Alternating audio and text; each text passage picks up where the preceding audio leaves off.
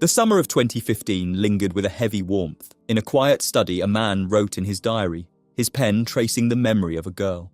She was different from the others, never content with surface pleasures or the illusion of happiness. Instead, she wrestled with the weight of existence itself, constantly questioning who she truly was, where she had come from, and what awaited her at the end of it all. To her, freedom had died the moment survival became an obligation. Scene shifts.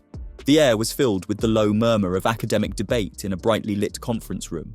But one man remained still among the voices. Suwano turned toward the girl standing near the window in a subdued room lined with modern simplicity. He reminded her gently that it was time. She nodded and moved with quiet confidence toward the mirror and got ready. Moments later, she slid into the driver's seat of a sleek red car and pulled into the street, her hands steady on the wheel. Back at the university, Saikawa sat behind his desk, a faint curl of smoke rising from the cigarette between his fingers. The door opened without a knock, and she stepped in. He glanced up, acknowledging her presence with a nod, and spoke her name, Nishinosono. Mo Nishinosono entered, and her gaze moved to the half-empty soda can on his desk. A quiet observation passed through her thoughts. When Saikawa was in high spirits, there was always coffee. When he was not, it was soda. Saikawa's offered her advice. Never let people know what you're truly thinking. He went on to describe his morning, 3 hours wasted in a committee meeting. She shrugged it off, suggesting perhaps the issue was that people were stupid. He corrected her. They were not stupid, just afraid of being perceived as stupid. She asked if he was feeling better now. He admitted he was not, only pretending to be. Their conversation meandered into deeper territory. He mentioned the 3 eternal questions about self, origin, and destination. Thought, he mused, was the last remaining freedom. But even though decayed over time, becoming layered and diluted, he believed age dulled the mind. Himaka entered the room asking for help with a malfunctioning computer. Saikawa rose, told Nishinosono to wait. Once alone, she drifted toward his desk. Her fingers brushed the mouse, and a name appeared, Dr. Magata Shiki. The screen faded, replaced by memory. Dr. Magata Shiki was on the other end of this video call. Magata asked her name and age. Mo Nishinosono replied that she was 20. Nishinosono had come with a question, hoping to learn whether Magata had known her father. But Magata deflected, asking her about math instead. Specifically, the 7s. Magata chuckled softly, noting that 7 was the loneliest number. That was why she liked it. When the question of murder came up, Magata's expression shifted. Her tone grew distant. She never gave a direct answer. Instead, she speculated aloud whether Saikawa had put Nishinosono up to contacting her. Nishinosono admitted the truth. It had not been about her father. She had been curious about Magata herself. That honesty amused the woman on the screen. She probed deeper, turning the conversation toward Mo's father, and, more unexpectedly, toward Saikawa, asking if Mo was attracted to him. Caught off guard, Nishinosono faltered, then admitted something close to admiration. He had been her father's last student, after all. A soft knock on the door brought Nishinosono back to the present. Gido Setsuko stepped into the room. She handed Mo a small bag intended for Saikawa and confirmed her name with a smile. When asked what kind of relationship she had with Saikawa, Gido said nothing. She simply turned and left. Later, Nishinosono told Saikawa that she had met Magata Shiki. He asked about Magata, but Mo revealed she had already known him and read his academic work. Nishinosono began to describe Dr. Magata as her beauty was otherworldly, dressed in white like an angel. Yet behind the image was something darker, something devilish. Magata had not shown herself publicly for 3 years and only grants remote interviews. Himaka arrived and joined them, curious about her meeting with the infamous programmer. Mo explained that her governor's wife's aunt had arranged it. They spoke of Magata's brilliance, which led her to get a doctorate at 11 and become a full-time researcher at 12. Nishinosono listened with reverence. She was the only true genius he had ever known. Himaka pushed back and said she was still a criminal. Another colleague chimed in, recalling how Magata had murdered her parents at the age of 15. Mo disagreed and told them that Magata claimed the doll had done it. But the doll had vanished, and no one ever proved her guilt. Magita simply disappeared. Saikawa explained she now lived alone in a research lab on Himaka Island, continuing her work in complete isolation. He admitted he would settle for a single email exchange with her. Mo grew frustrated and asked if he would still admire her if she were a man. Saikawa brushed off the question by saying that anyone in the field would want to meet Magata. Despite his renown, he claimed his life's work was worth less than Magata's toenail, and meeting her for even once might offer him escape. Mo thought they should go to Himaka Island for the upcoming seminar trip. She could arrange another meeting, but if not, she would go alone. Saikawa insisted he would accompany her to keep her safe, which only made her scowl. Somewhere else, the man with the diary closed his eyes. He remembered the winter of 1991. A small girl sat beside him. Her name was Magata. Her parents were always away. Even as a child, she had asked questions no one else dared. At 5 years old, she was already asking what came after death. Back in the car, Nishinossono's mind returned to the video call with Magata. Magata's sudden defensiveness when asked about the murder. She had dodged it and called it a stupid question, but Mo had pushed again and asked her the final question. Who is she? The unanswered question lingered in the air between them. The group gathered at a spot. One asked Nishinossono about her luggage. Before she could answer, a second car rolled in behind them. Sunwano stepped out and introduced himself with formality. He bowed to the group, requesting they look after the young lady under his care. Then he asked Saikawa to watch over Nishinossono and take care of her. Saikawa, as always, agreed without flair. The group helped unload Nishinossono's extravagant luggage, including a tub of ice cream so heavy it made 2 students stagger. Laughter broke out. She comes near Saikawa, cradling a watermelon in her arms. She said it was a gift for Saikawa. Soon after, the boat began boarding. A figure approached. Yamane Yukihiro, vice director of the Magata laboratory, he greeted Saikawa with a smile and explained that he had been assigned to tour the group. Saikawa gestured toward Nishinossono. Yamane recognized her immediately, not from a personal acquaintance, but from the recording of her conversation with Dr. Magata. Her smile faltered, as she hadn't realized anyone else had watched it. Nishinossono had asked Magata how isolation affected the human mind, and about her 15-year life in an environment without seasons and time. Magata said she hadn't chosen this life, but after so long, she explained, the body creates multiple selves, each handling a different part of existence. When asked about the absence of physical touch, Magata said it was a feature, not a flaw. She said that things like handshakes would become ceremonial rather than necessary. Nishinossono laughed, suggesting such a world would make it nearly impossible for Magata to commit murder. The stars had begun to bloom overhead when the group set up their campsite along the sea. Later, she found Saikawa and told him she had an appointment at the lab. Saikawa offered to accompany her as the path was dangerous. She grinned and tried bargaining that he'd have to take her on a real date afterward. Saikawa declined. She asked him if it was because she was Nishinossono Kyosuke's daughter. His answer was colder than expected. He didn't do anything outside of work hours and this wasn't work. She said nothing else. She just walked and he followed. Elsewhere, a car glided across dark coastal roads. Inside sat a girl, barely a teenager with long black hair, who looked like Magata. She spoke softly, listing what she wanted to see. She asked for alcohol next. He reminded her she was only 13. Back on Himaka Island, Nishinossono voiced a similar desire. She didn't care about the seminar. She wanted a trip alone with Saikawa. In the car, the girl turned toward her uncle and asked what excuse he gave his wife. He said he lied that he was attending a memorial. The girl reached out and placed her hand on his hand. The lab came into view. Nishinossono and Saikawa approached the guarded gate. The system there asked for identification. Nishinossono said she was from Nagano University and needed medication. Yamane arrived and registered the visitors personally, instructing Deborah, the lab's AI, to notify staff. Moments later, a P1 cart whirred down the hallway, carrying medication with mechanical precision. Nishinossono was dazzled. The lab felt like the future. Yamane led them to his private room and served coffee. He asked if they had come for Magata. Saikawa tried to deflect, but Nishinossono took the blame. She had manipulated him into this. Yamane only shrugged. She asked about Magata's condition. Yamane said they had been trying to reach her, but there was no answer. They couldn't access her room without the director's approval, likely due to a software malfunction. He added that the helicopter had left earlier to bring Magata's younger sister, a fact unknown to the public. Yamane guided them to the observation hall where Mizutani and Shimada were already present. The guard looked uneasy. This door hadn't opened in 15 years. If anything went wrong, the blame would fall on them. The lights flickered and door to Magata's room clicked open itself. A P1 cart rolled out into the hallway. On it sat something draped in white. At first glance, it looked like a doll, pale color with a veil across the face. Nishinossono's voice cracked through the silence, saying it wasn't a doll dot. It was Dr. Magata. Yamane's calm was shattered. He ordered Deborah to shut down all P1 units. The AI refused, so Yamane triggered a complete emergency reset. The lights blinked out and the lab plunged into stillness.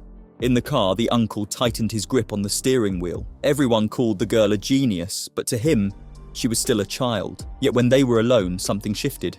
and she was no longer just a girl to him. She became a presence he couldn't ignore. The cold hallway of the lab echoed with the low hum of machinery. The figure in white, seated lifelessly on the rolling P1 cart, was no longer a question. It was a corpse. An artificial bride delivered by artificial hands. Yuminga arrived, an older man in a lab coat. He carried a flashlight, its beam cutting across the dim hall. Yamane called to him quickly, requesting immediate examination of the body. Yuminga moved with urgency and grim familiarity, inspecting the figure closely. He confirmed what they all feared.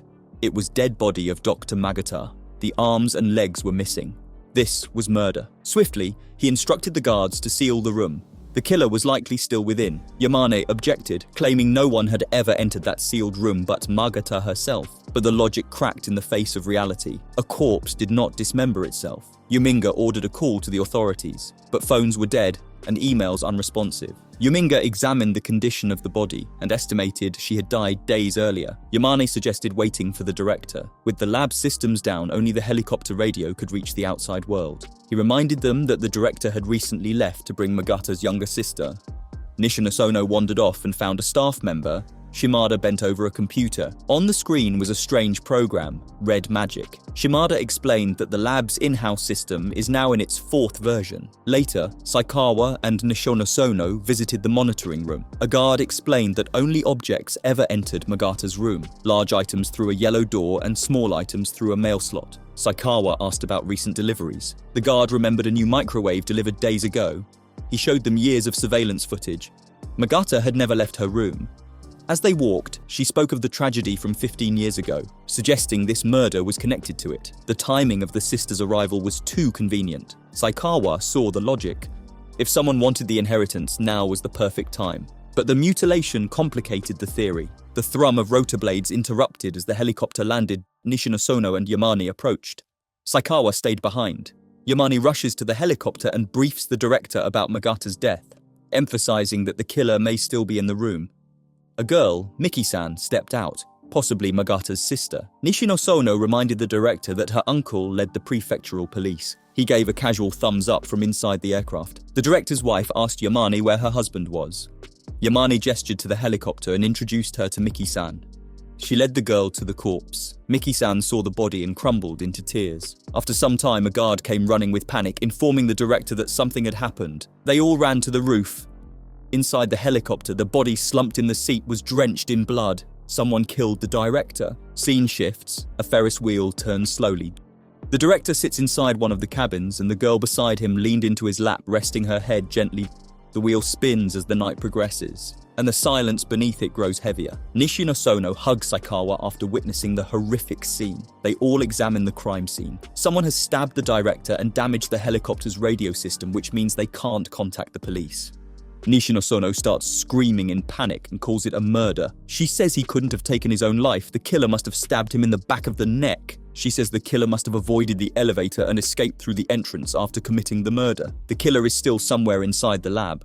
A staff member checks who opened the rooftop door. Nishinosono breathes heavily and struggles to compose herself after witnessing another murder. She walks toward Magata's corpse and stares into her eyes. Saikawa quickly stops her as she shouldn't stare at the body like that. He says they should leave the lab and avoid further involvement. Nishinosono refuses and says she needs to uncover the truth behind the deaths. The staff member checks thoroughly but finds no one opened the rooftop door after Yamane. She says it's not certain that Deborah is perfect and many strange things have happened lately. Yamane gets furious and calls her irrational. Nishinosono arrives and suggests checking Magata's room for clues. Finally, they open the door and enter to investigate. Even though she never received guests, Nishinosono finds it odd that Magata had a guest room. There isn't a single book on her research subjects. They all split up to look for clues. Saikawa inspects the office area. After spotting one in her office, he asks Yamane if Magata used to watch TV. Every corner of her room is spotlessly clean. Eventually, they attempt to open the bedroom door, but it's locked inside. The guard keeps knocking on the door. Nishinosono hears a voice from within, someone saying, "Who's there?" Nishinosono recognizes it as Magata's voice, but the others find it unbelievable. The door unlocks, and Yamane hesitantly opens it to find a robot standing inside. Nishinosono asks the robot its name. It identifies itself as Michiru. They explore her bedroom and find stuffed toys, balloons, and building blocks. Saikawa says the door can be locked if the robot can unlock it. He instructs Michiru to lock the door as a test. Michiru locks it within seconds. They wonder why Magata created such a robot. They find no human in Magata's room, but Yuminga believes 2 people have been murdered. So the killer must still be hiding somewhere. Saikawa asks about the place where Magata used to dispose of trash. They search for the trash chute in the kitchen. The chute isn't large, so Saikawa says it's impossible to dispose of anything significant. Nishinosono says it's possible if the object was chopped into small pieces. Saikawa contemplates the entire situation and proposes a theory. He says that after killing Magata, the murderer severed her limbs in the bathroom and threw them down the chute. Then the killer thoroughly cleaned the room. He says that when Miki-san arrived, the director was still alive, but when they went to the rooftop again, he was dead. The time gap was just 30 minutes, so it's unclear whether the killer left the locked room and went to the rooftop, or was already hiding up there. They power on the computers in Magata's office. Red Magic version 6 activates, while the rest of the lab still uses version 4. The staff finds it surprising that Dr. Magata had already developed the new version. A message appears on the screen. Everything becomes F. Then they find a file labeled README. Saikawa immediately opens it. Some notes written by Magata are displayed. The first note written by Magata says she left no trace on her PC, indicating she was alive. She warns them not to waste time looking for anything on it. She says she's leaving the new compiler and Red Magic version 6 as her final gifts. Her other personality, Kurimoto Kishio, writes the following note. It says she was against it, but now there seems to be no choice. She says it's unfortunate to leave behind Michiru, who wanted to escape the most. This is the only thing that saddens her, but there's something she must do. Another note from Magata's other personality, Sasaki, says Michiru did all the cleaning. It got rid of the mildew in the bathroom too. She says she wants to see the ocean again and not to ruin her wedding dress. Sasaki and Kurimoto are not real individuals. Rumors circulated that Magata suffered from dissociative identity disorder. Nishinosono says that during her meeting with Dr. Magata, she was told about the multiple personalities. Saikawa suspects the killer wrote all the notes, not Magata. Saikawa says it's the first time he has felt the need for a cell phone. Nishinosono says there's a room she wants to see. They both enter the room where Magata used to conduct video meetings. Nishinosono says she constantly wondered why Magata wished to meet her. She believes Magata must have wanted to understand something. She asks Saikawa what disturbs him most right now. He says running out of cigarettes would upset him, but the real issue bothering him is Magata's message. Everything becomes F. Nishinosono says the wedding dress unsettles her the most. She wonders if Magata made it herself, especially since there was a sewing machine in her room. Saikawa says he asked a staff member, and they told him Magata bought it 3 years ago. Saikawa says maybe she wanted to try one. Nishinosono rejects that explanation. Saikawa thinks it could be possible, reminding her that she wore a white lace dress in elementary school. He says she looked like a cute doll, which reminds Nishinosono of Magata's words during their video meeting. She tells Saikawa that Magata once said a doll killed her parents. Nishinosono had asked if one of her personalities was responsible, but Magata said that although she has many personalities, they know nothing about her parents. Nishinosono says Magata spoke about 7, calling it the only lonely number. She said the only personality with a motive to kill her parents was Magata Shiki, and that she is the one who is 7. Nishinosono wonders if Magata is the doll herself. Saikawa tells her to think about the doll's nature, that they lack free will and are controlled by others. The scene shifts. Magata's uncle sits on a sofa, staring out of a room. He describes an incident from his past. He once stood on a hilltop and looked down a long slope. He heard Magata's voice from the bathroom. She was talking to herself in the mirror. He told her she wasn't normal and she responded the same. Then she asked him to touch her. He froze, but she hugged him immediately. That day, he began falling down the slope without knowing where he'd end up. The scene returns to the lab. Nishinosono stares at Magata's corpse again. Suddenly, she finds herself in a strange purple space. She unzips a bag and sees Magata on a video call. Magata asks if she cried when her parents died, and if anyone was by her side. This isn't real. And Nishinosono is trapped in a nightmare. Magata's uncle feels sad that he didn't show her half of what she wanted to see. Magata tells him she'll just go again whenever she feels like it. Her uncle envies that she can fly a plane and go to places where no one else is. She asks if he wants to go to such a place. He dreams of living deep in the mountains or on an isolated island, surviving with a knife, fishing and gathering plants. To him, that is the ultimate form of freedom. But he admits he can't fulfill this dream because there are things he cannot abandon. Magata says that he won't lose everything as long as he has himself. Her uncle reflects that maybe he's simply afraid because he is just a normal man. This statement hurts Magata. Nishinosono wakes up breathing heavily from a dream. She remembers telling Magata that no one was by her side when her parents died. Magata had asked her what color dress she wore that day. Nishinosono now remembers that it was purple. Suddenly there's a knock on the door. Saikawa asks her to come in and offers her warm coffee. Outside, Saikawa is smoking a cigarette and talking to himself when Yamane and the late director's wife, Shindo Yumiko, arrive. Yumiko offers him cookies she baked herself.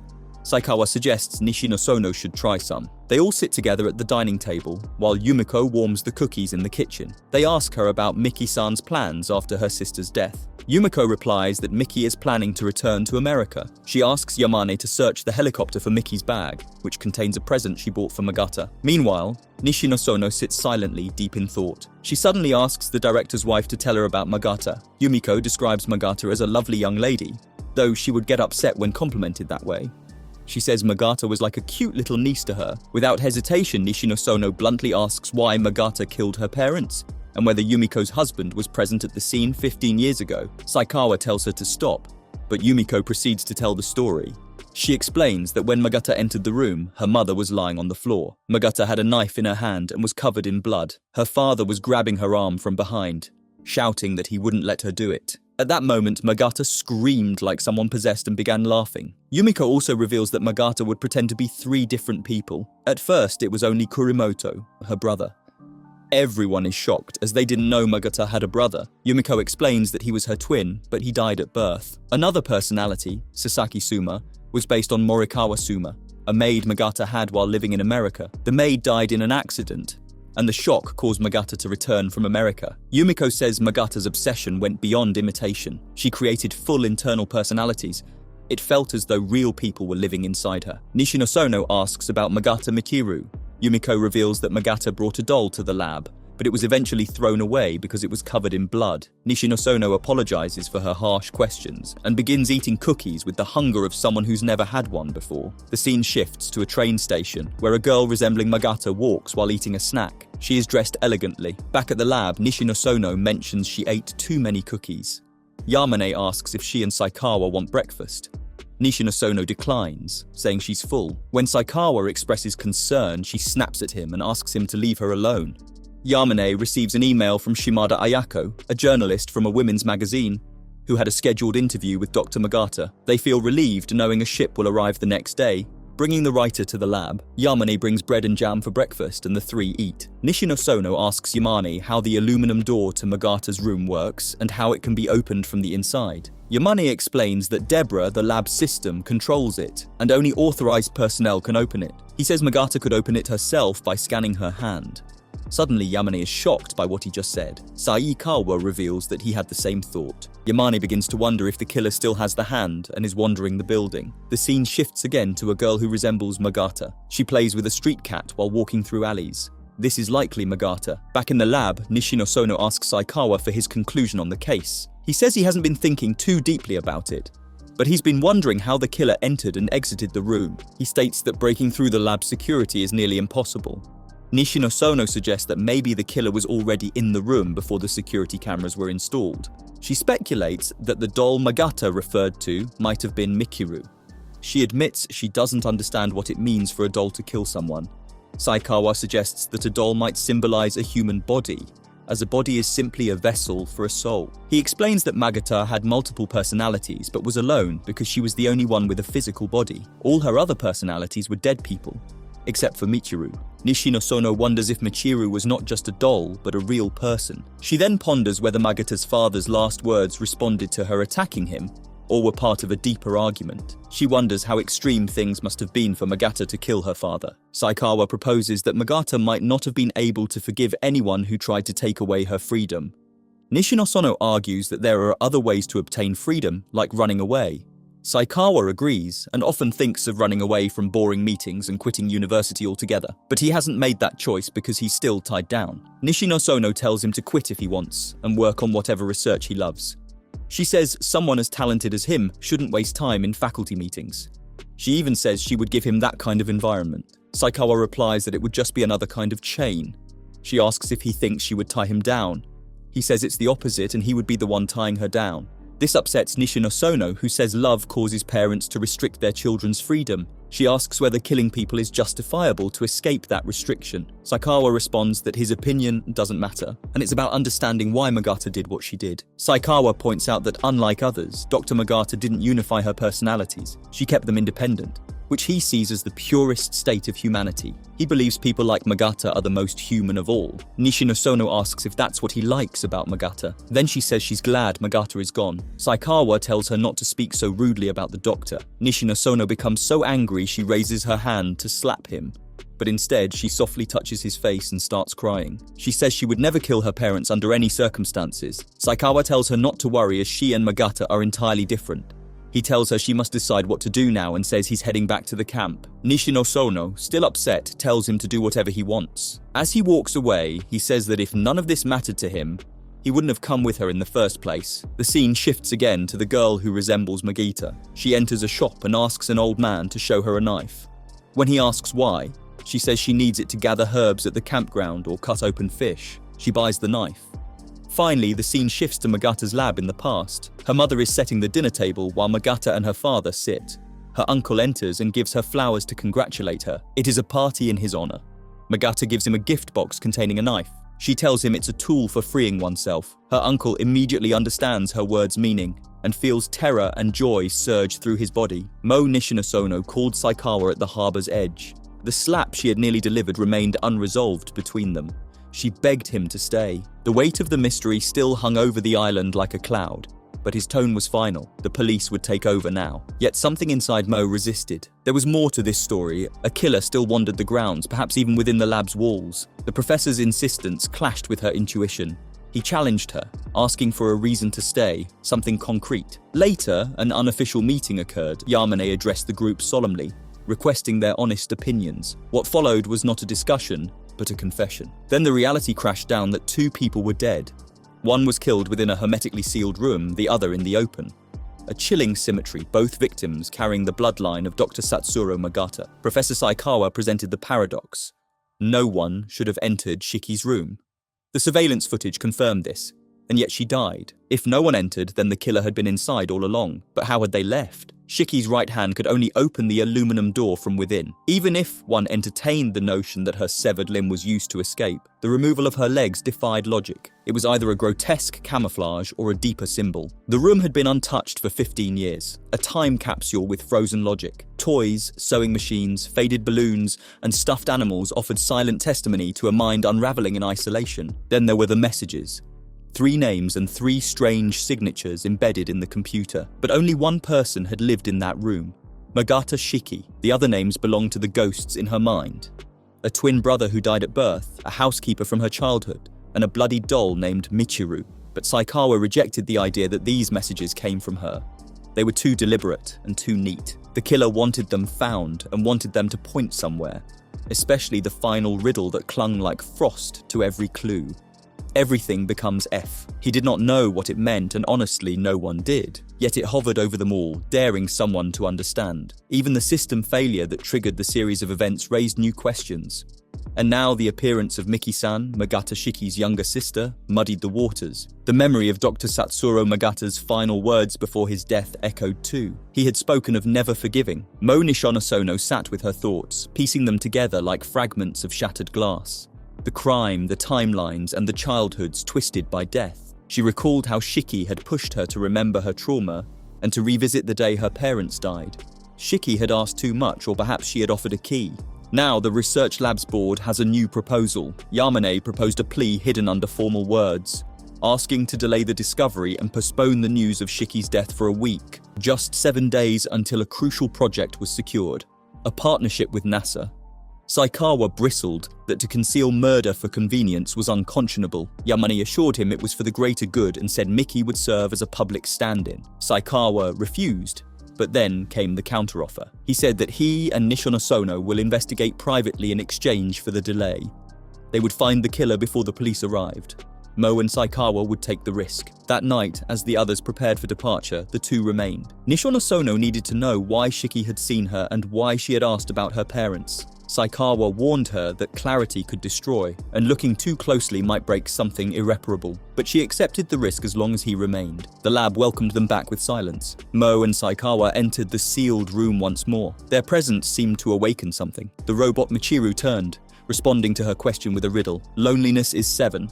A phrase Shiki herself had once used. Saikawa told Nishonosono to notice that all the books lined the shelf, but none passed volume 15. The number 15 is connected to the number of years Magata Shiki had spent in isolation, the number of messages, the age of her captivity, and the length of her silence. Scene shifts back to 15 years ago. Magata handed over the knife to her uncle. He points it towards her parents. In a sudden surge of emotion, Magata repeated a phrase that she would do it and grabbed the knife from his hands. She stabs her mother. Her uncle holds her back and tries to stop her, but she eventually stabs her father as well. The director's wife, Magat's aunt, stepped into the doorway. She trembled in horror after seeing the dead bodies. Magata greeted her aunt with a smirk on her face and said that she had come too late. Encyclopedias and complete literary works were already there when Magata entered her room. Not a single volume exceeded the 15th. Everything stopped at 15. The staff simply replied that they only ordered what she requested. She had peculiar interests, collecting obscure blocks and unfamiliar components. Even her ancient and obsolete television was one she chose to repair instead of replace. She had insisted on fixing it herself, ordering parts the previous spring. For 15 years, Magata lived in that room. When the incident occurred all those years ago, only a few had been present at the facility. One was the current engineer, another a programmer named Mizutani, and then the director's wife. When Nishinosono asked about Mizutani's room, the answers were helpful, but nothing. Nishinosono beside him looked tense, overworked, and anxious. He suggested she take a break, even joking that she might turn into a rice cracker if she continued like this. She laughed in confusion. The past came creeping back in small fragments. One of the staff recalled seeing Magata when she was 14, freshly returned from America. A genius child, the media buzzed around her constantly, but after the incident, no one ever saw her again. It was as if she dissolved from public memory, swallowed by the shadows of the facility. Mickey's bag was still missing. It likely contained nothing more than a souvenir for the doctor, though Saikawa suspected something else might have been inside. Nishinosono and Shimanda played snooker. Shimanda asked how old Nishinosono was. She told her that she is 19. Shimanda said to her that her hands were beautiful, untouched by hardship. She was left-handed and unmarried. Shimada admitted to having no interest in men, yet she noted something about Saikawa, that he seemed as though he wasn't quite alive. His stillness intrigued her. It drew her to him in a way she couldn't explain. Shimada invited her to do something interesting. When Nishinosono hesitated, Shimada insisted. She told her to remove her clothes, a request framed as part of an immersive experience. Confused and uneasy, Nishinosono complied. Shimanda explained the rules. Inside the recreational system, one could see what the mind imagined. It was absurd, terrifying, but the system activated. Meanwhile, Saikawa had coffee with Miki-san. He asked her 3 questions. First, did she notice anything unusual about Dr. Magata? Miki replied, no. The second question was if she knew anything about the murder, but Miki said she knew nothing. He asked her if she could think of a reason someone would want to kill Magata, but Miki could not think of any such reason. Saikawa moved on to asking about family.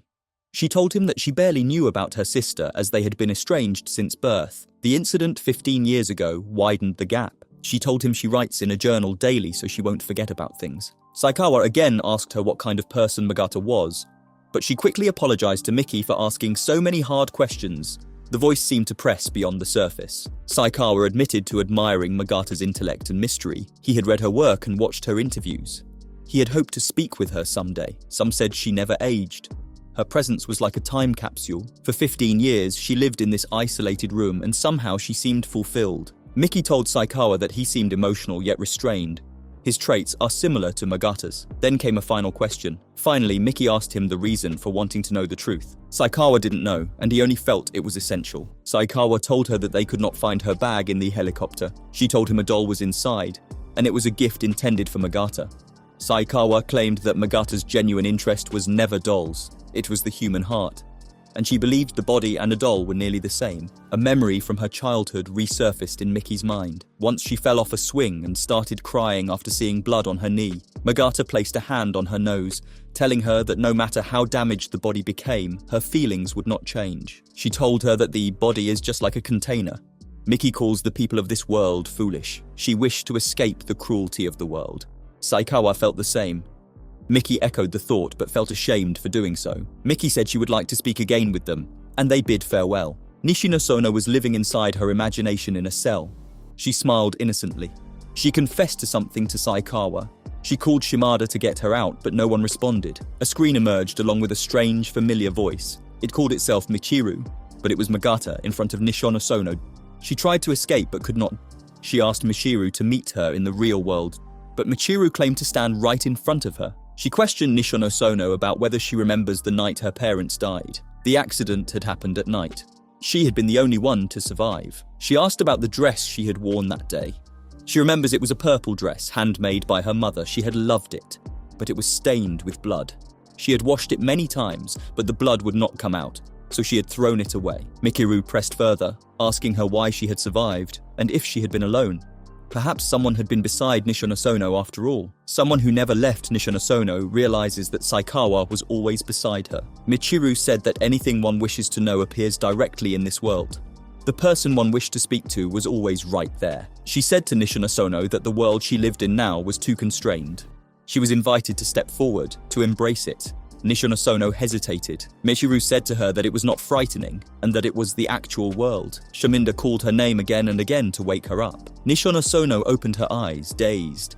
She said she had seen something important, something she could not describe. Saikawa stood nearby. Shimanda told her to dress. Nishinosono insisted she had met Dr. Magata just now. Later that evening, Magata and her uncle conversed in a quiet room filled with dim light. The present, so carefully prepared, had been ruined. Magata spoke calmly. She had done everything.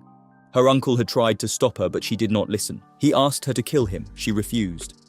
She said that one day they would all be killed. Until then, they must live rightly and believe in human dignity. He had never forgotten those words. Nishinosono sat in quiet reflection. She told Saikawa that she had spoken with someone whose voice was identical to Dr. Magata's. When she asked who they were, they responded that they had heard that question once before. Shimada offered coffee, confirming that Saikawa took his black. It felt like a small ritual, the only warmth in a sterile place. Saikawa accepted without reaction. The conversation shifted quickly. Nishinosono inquired about the machine used in her earlier encounter. Shimada explained that these machines are everywhere throughout the research facility, often relocated to personal rooms. No one needed the floating pod to use it. Anyone inside the facility could have accessed the system. They had checked the login logs. While the identity of the person Nishinosono spoke to remained uncertain, a new username had appeared as Michiru. Saikawa considered this possibility remote and absurd. But could it have truly been Magata? But then, whose body had they found? Shimada mentioned the voice could have been synthesized. With access to Magata's recorded interviews and proper authentication tools mimicking her speech was well within the realm of possibility, she said even a man could do it. Saikawa explained that while Nishinosono was speaking with Michiru, he had gone to meet Miki. She was staying in a guest room on the lower floor. Saikawa questioned whether Miki resembled Dr. Magata. Nishinosono hesitated. The resemblance existed naturally, as they were sisters. But Miki was taller, sturdier, lacking the delicate frame Shiki possessed. The differences mattered. A plan was unfolding. A ship was expected soon, and once contact with authorities was established, the police would arrive. Magata's body was to remain in the room. Miki would be presented as the living Shiki if necessary. The researchers aimed to deceive the authorities for at least a week. If questioned, Miki would substitute. Nishinosono questioned the morality of silence. Saikawa reminded her that refusing to answer was not the same as lying, yet even he acknowledged the complexity. Nishinosono proposed asking her uncle. He was the chief of police in Aichi Prefecture. Saikawa raised a brow. Even so, the favor seemed beyond reach. A shift in tone followed. Saikawa warned her of the danger, but she remained composed. The room stood 6 or 7 meters tall. Rope allowed access. Her action was bold, unlike the cautious girl he once knew. They returned to speculating. No one knew how the killer entered Magata's room. No one understood the motive or the means of escape. The death of the director added further confusion. Saikawa suggested the crimes may have been unrelated. 2 killers, 2 motives, coincidentally overlapping. The idea felt absurd, and Nishinosono grew frustrated. She felt mocked by his detached reasoning.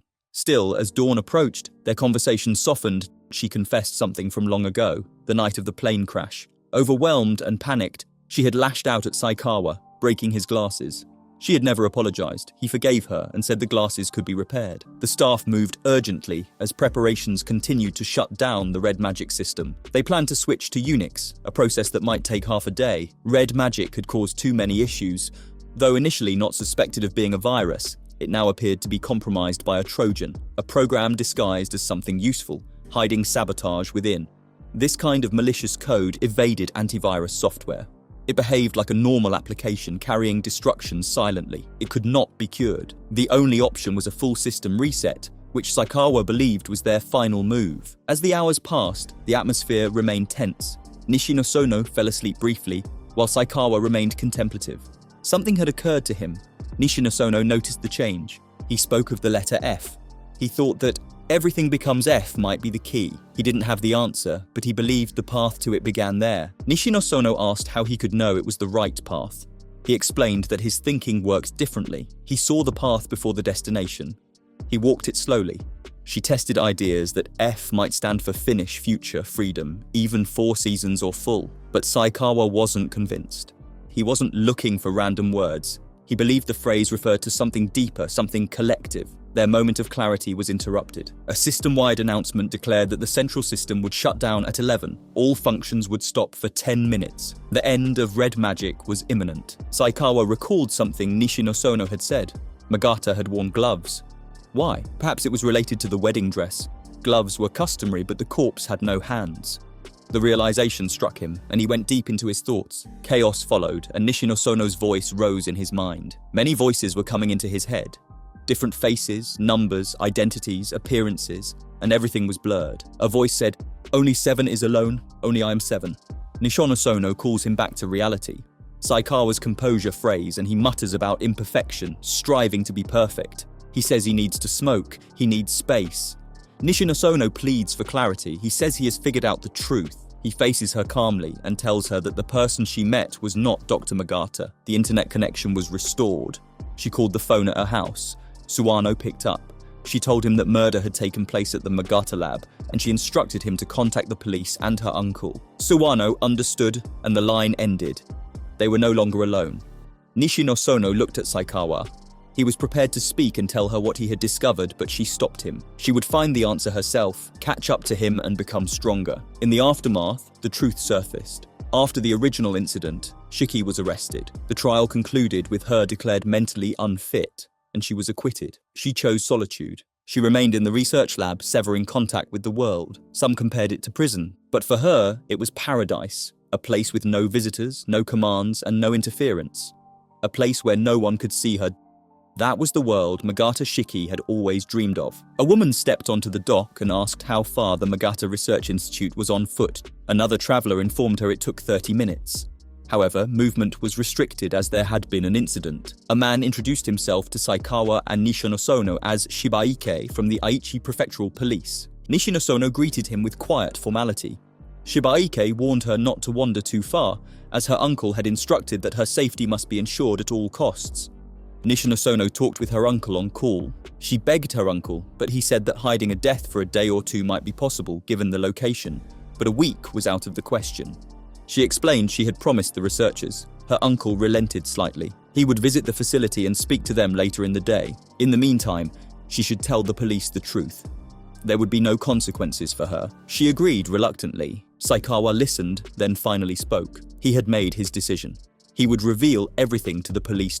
The truth had to come out even if it betrayed Yamane's plan. Saikawa apologized to Yamane for not keeping the promise, but Yamane acknowledged that his request had been unfair. Now more than ever, he needed to know who was responsible.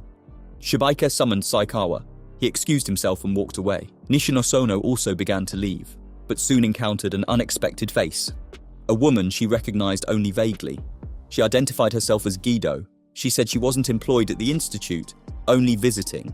Nishinosono asked about her presence. Guido claimed to be here for a women's magazine, for a 2-page interview and a photo shoot. She brushed off the tension with casual remarks. Still, her interest in the crime was evident. She asked directly who killed Dr. Magata and who the suspects were. Nishinosono explained that no one had entered or exited Magata's room in the past week. It was impossible. Guido scoffed at the claim and said it might look that way. Nishinosono told her that the room had been appropriately investigated. Saikawa and Nishinosono had done it themselves. Guido was surprised, as she had not expected Saikawa to be involved. The conversation twisted into accusations and insinuations. When she arrived, Guido claimed to have seen people leaving on the boat, who might have been from Sohei University, Nishinosono denied it. Gido smirked. She hinted that Saikawa had used her home like a hotel, and she didn't mind as long as the pocket money continued. The air around Nishinosono shifted. Rage surfaced, and she shouted, demanding distance. Saikawa appeared. He had been tracking the security camera timestamps, trying to understand the video data from the room. The footage was recorded in compressed 1-minute intervals. He had written a script to check for missing segments. Nishinosono listened as he explained. If any files were missing, even by a minute, the killer might have escaped during that gap, but all the files were intact. She thought that back then, the room had not been regularly maintained by anyone. No one else had entered. But what if someone had gone in with her at the start? They lived in the same room in secret. There was the robot, Mikiru, built inside the room and designed to open and close locks. It was designed to assist someone who constantly locked doors. But that someone might not have been Magata. Nishinosono reflected on her own life. She had lost her parents. She survived because she wasn't alone. Perhaps Magata had also needed someone. There was a presence in that sealed space. Her thoughts led her to Satsuru. The dying words of Magata's father echoed in her memory. He had said he would never forgive. Perhaps Magata had become pregnant as a child, which he could not accept. The logic settled into place. 15 years ago, Magata entered the room alone.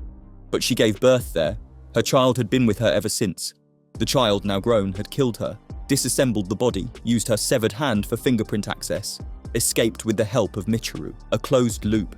Saikawa nodded, but warned her that knowing how someone entered was not enough. They also had to understand how the killer had exited. Without that, the case was incomplete. He revealed something else. The child was female. Nishinosono realized then how much Saikawa could see. Landscapes she could not reach. She asked if he wanted to see what Magata had seen. He admitted that he did, so he remained beside her. She looked at the time and decided that they would solve the case before 7. Saikawa hesitated, as the system clocks had not been synchronized for 2 days. The exact time might be off. She dismissed his concern, but something struck him, and he froze. He demanded to see the script he had written. It had checked the timestamps, but perhaps the timing itself was flawed. A special cable synced the lab's computers. All clocks matched. If the time had been manipulated, a specific recording could disappear. They ran the test. The video file was missing. It had not been recorded. Saikawa's voice shook. At 11 o'clock that day, red magic had been reset. That triggered a resync with the correct network time. Before that, the system had been running 1 minute behind. When corrected, the system skipped a minute, and 12 o'clock became lost. He explained what that meant. The killer had manipulated the system clock. By moving time back 1 minute, the 12 o'clock file was overwritten, and it vanished. During that missing minute, the killer exited the sealed room. That was the escape. From there, the path was clear about the elevator, the rooftop, and the director's death. Shimada was asked to locate a variable in the red magic code, something connected to the clock. A clue emerged, a variable that opened Magata's door directly, written plainly in the code. Nishinosono calculated that a timestamp embedded deep within the system on February 10th, 7 years ago, at 4 in the morning. The moment Red Magic version 4 first activated, everything pointed back to that moment. The program had never gone rogue. It had always been designed this way. Saikawa looked at her with new respect. Her insight had revealed something he could not see. The clock approached 7, and her uncle arrived. Relief flooded his face when he saw her unharmed. Greetings were exchanged. Saikawa asked for permission to speak. He would now explain how the perfect locked room murder had been carried out. Saikawa turned on the computer and confirmed they still lacked a visible escape route, but he would confront the killer directly. He believed they would confess. Pride would not let them remain silent. But when he turned on the call, a voice came. There, at last, was the one he had waited for. Dr. Magata Shiki. The moment was surreal. Magata Shiki spoke to Saikawa, and he greeted her, still unsure whether she was truly the woman they had thought dead. Nishinosono remained close by, staring intently. Shiki offered to meet in person, but not just anywhere. They both undressed and went inside the cell. Saikawa was transfixed. Nishinosono tried to pull him back to reason. The investigators watched closely, unable to access the visuals. Saikawa opened his eyes inside the simulated space. He remarked on the beauty of the sea. Shiki appeared again, speaking softly. She asked if he had anticipated the solution to the mystery. The conversation turned swiftly to the past. The code word, the phrase that had haunted the investigation, all becomes F. Nishinosono admitted she had never fully understood its significance. Magato admitted that she had killed 2 people. The confirmation arrived with no drama, no remorse. Saikawa followed with the next question, asking her the meaning of F. Saikawa noticed that every encyclopedia in her room ended at volume 15. He further said that Magata's daughter had been taught that numbers beyond 15 had no meaning because humans did not live beyond 15 years. At the age of 15, her daughter killed her parent, just as she had done when she was 14. The pattern repeated. Her daughter reached 15. The act was carried out, as her mother taught her this. Nishino-sono's voice broke and she said this couldn't be. The woman they had seen, the one in the room, had not looked 29 because that person wasn't Magata Shiki, but it had been her daughter, raised in isolation, shaped to take on her mother's identity and then escape and kill her father. Saikawa pieced it together aloud, the way Magata had prepared her daughter. She had orchestrated the deception for years, a world in which her child would take her place. When Nishino-sono met the woman she thought was Magata, she had met the daughter. On that chosen day, everything moved. The murder of the mother, the exit into the world, and the killing of the father. Each step was taught in advance and drilled into belief. A timer was ticking within the system. When it reached the limit, an action was triggered. The Trojan horse is embedded in red magic, a program that appeared sound but was designed for sabotage. Magata Shiki confirmed it. She had hidden the code within the system, not as a virus that disrupted it from the outside, but as an internal switch waiting to be flipped. Red magic functioned correctly, behaved precisely as programmed, and unlocked the door at the designated time. She asked if they had seen the video of her escape. Saikawa admitted they had not. She had adjusted the clocks, causing the critical footage to be lost. He then asked why she had left the Trojan intact. Why not erase all trace? She wanted someone to notice, someone like Saikawa. Nishino-sono challenged her again and demanded her identity. Shiki did not flinch and claimed her name with certainty, Magata Shiki. Saikawa accused her of killing both her parents.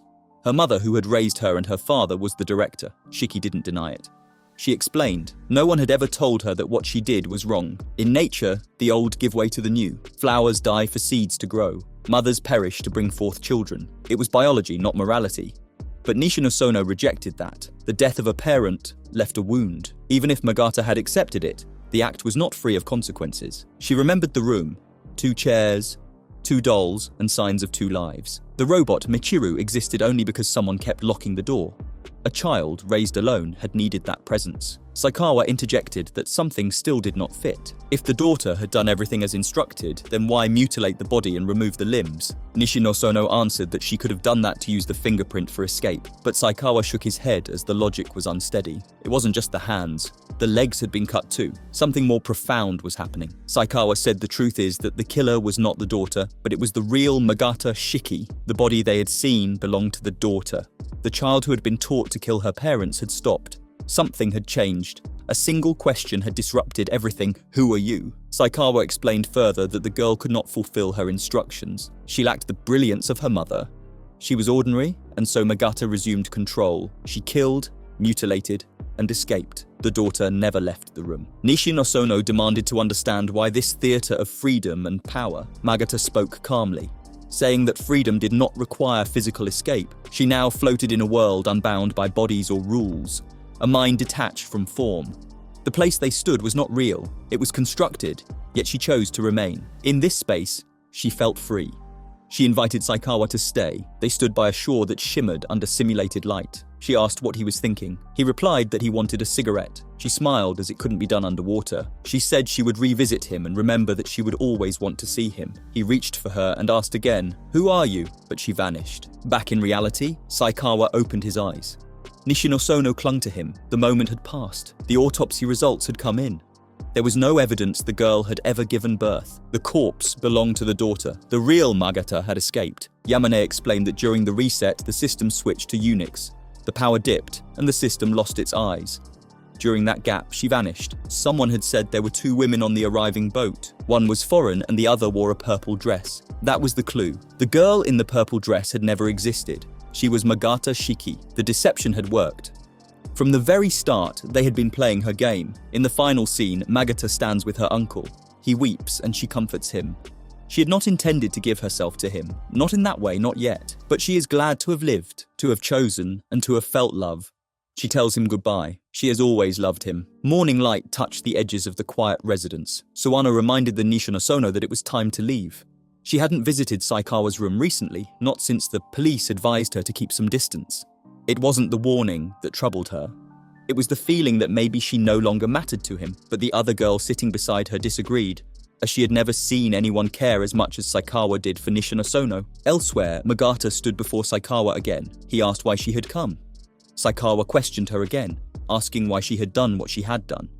Her reply was blunt. She did it to escape and reach the outside. She asked for a cigarette, not to smoke, but to understand. She had never smoked before, yet she wanted to try it now because it had looked beautiful when Saikawa did it. She took in the scent and said it reminded her of her father. She asked why people poison themselves with things like tobacco. Saikawa didn't answer immediately. She offered her theory. Perhaps it was because people were not deeply attached to life. It wasn't death that people feared. It was the process of living until death, filled with suffering. If death came without pain, no one would fear it. She claimed that living was the abnormal state and death was the natural one. Life was an illness and death was the cure. Saikawa wondered aloud why she hadn't simply taken her own life. She speculated that perhaps she wished to be killed, to have her death witnessed, interpreted, and even appreciated. He asked the question he had been holding back. Why had she come to him? Her answer was simple. She liked what he said in the sea. That one could not smoke underwater. It was a line she hadn't predicted. That unpredictability had drawn her. She spoke of him differently now and said he had many selves, each untouched by the others. He said he had been built that way and that his structure was much like hers. He asked where they differed. She answered that it was the clock and the rhythm that kept them alive. That was where they diverged. He wondered if, given 100 years, he might become like her. She told him that he could not, and then she said goodbye. He asked who was waiting for her. She replied that the police. She joked about kissing him before leaving, but said he wouldn't allow it. He agreed, but she asked if he would kiss Nishinosono. Magata said that Nishinosono had only survived because Saikawa had remained near. Saikawa replied quietly that their relationship might seem meaningless to her, but sometimes meaning came from the meaningless. He described the rhythm of their exchanges, how he would joke and Mo would scold. Magata offered her farewell and left. Nishinosono walked in shortly after, carrying cake and coffee. She mentioned that the police no longer needed to guard him. She hadn't been allowed to visit until yesterday, but this morning, it had changed. The system had traced Magata's access point. She was in Tokyo. Saikawa realized that he was alone again. He recalled the night on the rooftop. When Magata had approached the director, he had allowed her to kill him. She had pointed the weapon without protest or fear, and he had simply accepted it. He thinks perhaps it had been love. He told her they were different people, and being different didn't mean being apart. He would not leave. No matter how much she cried or screamed, he would stay. He told her not to cry and joked that she might turn into a cheese toast if she did. And he then recalled the first time he met her father. Years passed, and then Saikawa met Nishinosono, a girl with confidence and flair, a girl who could perform magic tricks that no one had ever figured out until he did. She asked if he ever told stories like this to Guido. He said Guido was married and was his sister. Nishinosono was stunned to hear that. She saw his t-shirt and realized the face on it was hers. The scene shifted once more. A child, Magata's daughter, spoke with a woman, possibly her mother. They talked about the sea and how humans have always wanted to be helpful to others, to justify their existence. She taught her daughter that nothing new could begin once all answers were found, so people must keep asking. She urged her daughter to keep asking even when no one answered, and she said persistence and kindness would grow. The scene shifts again, with Magata Shiki sitting alone on a chair near the sea, talking to different personalities within her. The questions remain unanswered. Thank you for watching. See you in the next video.